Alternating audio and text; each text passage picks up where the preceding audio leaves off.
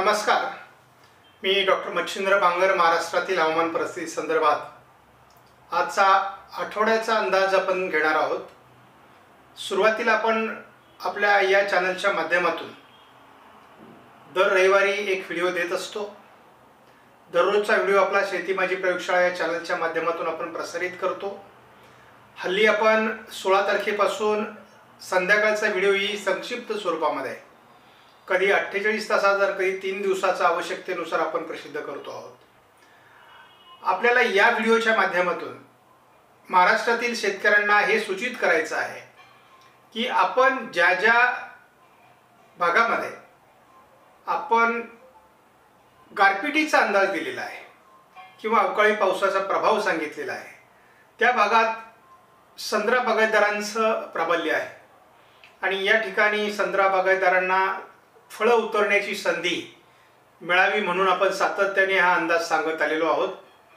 गहू हरभरे काही ठिकाणी काढणीस आहेत तर काही ठिकाणी अजून वेळ आहे, जिथे मागास हरभरे आहेत। आणि तसंच महाराष्ट्रामध्ये यावर्षी पावसाचं प्रमाण कमी राहिल्यामुळे गव्हाचं पीक तसं कमी आहे।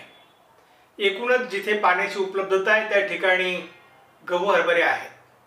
अवकाळी पावसामुळे या पिकांचं मोठ्या प्रमाणात नुकसान होतं, त्यामुळे नेमकी कोणत्या ठिकाणी पाऊस पडणार आहे, कुठे गारपीट होणार आहे या संदर्भातील अंदाज शेतकऱ्यांकडे असणं अतिशय आवश्यक अशी बाब आहे। आपल्याला सध्याच्या अंदाजानुसार पावसाचं वातावरण हे उद्यापासून जवळपास 3 तारखेपर्यंत असण्याची शक्यता आहे, परंतु या पावसाचा प्रभाव हा सर्वाधिक वर्धा, अमरावती, नागपूर, भंडारा, गोंदिया जिल्ह्यामध्ये आहे। हलक्या स्वरूपामध्ये तो चंद्रपूर, गडचिरोली, यवतमाळमध्ये देखील असणार आहे। वाशिम, अकोला आणि जळगाव, थोड्याफार प्रमाणात बुलढाण्याच्या उत्तरेला, जालन्याच्या पूर्वेला हलकं ढगाळ वातावरण होऊ शकतं। एखाद दुसऱ्या ठिकाणी शिडकाव होऊ शकतो। अनुकूल वातावरण तयार झाल्यात गारपीट देखील होऊ शकते, अशी परिस्थिती आहे। नांदेड जिल्ह्यात सुद्धा पूर्वेच्या भागामध्ये किंवा बीड पूर्व आणि सोलापूर पूर्व भागामध्ये सुद्धा ढगाळ वातावरण होण्याची शक्यता आहे। परभणी जिल्ह्यामध्ये स्थानिक वातावरण होऊन किंवा हिंगोली जिल्ह्यातही पावसाची शक्यता विरळ स्वरूपामध्ये आहे।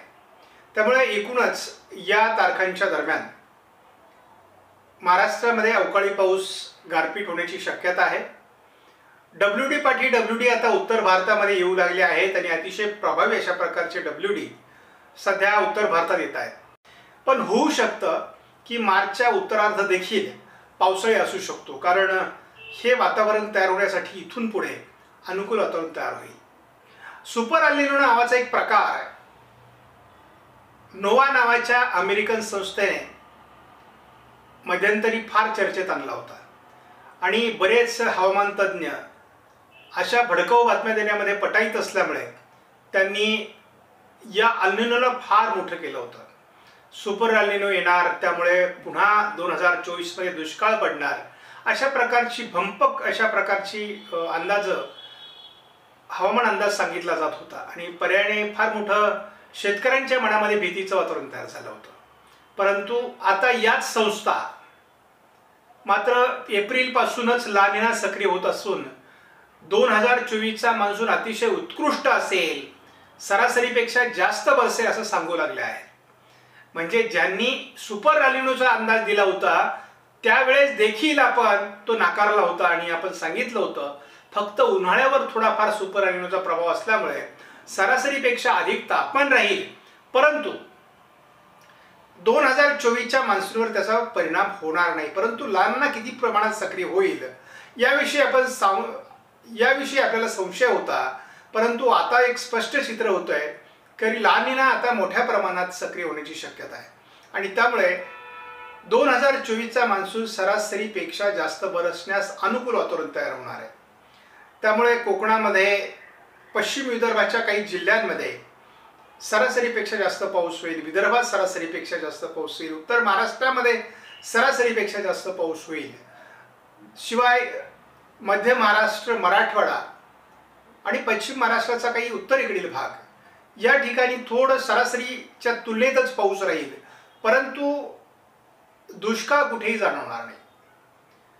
असमान अशा प्रकारचं वितरण पावसाचं आता हल्ली होतं आणि त्यामुळे काही जिल्हे काही तालुके सुटतात आणि त्यामुळे असे तालुके कुठले आहेत हे आपल्याला हवामान अंदाज सांगता सांगता किंवा मान्सूनचा अंदाज सांगता सांगता माहीत होतात.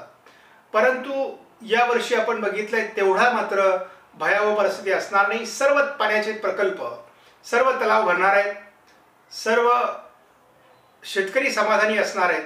त्यामुळे 2024 समाधानी आहे. मार्चचा उत्तरार्ध अवकाळी पावसाचा, गारपिटीचा असण्याची शक्यता आहे. त्या पार्श्वभूमीवर आपला यापुढचा अंदाजही एवढाच महत्त्वाचा असेल हे शेतकऱ्यांनी लक्षात घ्या. अंदाज वेळोवेळी बघत चला, जेणेकरून आपलं नुकसान होणार नाही याच्यावर आपल्याला काळजी घेता येईल. त्यामुळे माझ्या शेतकऱ्यांना विनंती आहे की वादळी पाऊस आहे, विजांचा कडकडाट होऊ शकतो, त्यामुळे झाडाखाली थांबू नका, जनावरं झाडाखाली बांधू नका, जेणेकरून आपल्या जनावरांना काही धोका होणार नाही. स्वतः पावसाच्या वातावरणात झाडाखाली थांबू नका, निवाऱ्याला थांबा, जेणेकरून गारी आणि विजेचा फटका आपल्याला बसणार नाही याची काळजी घ्या. धन्यवाद. जय हिंद, जय महाराष्ट्र, जय बळीराजा.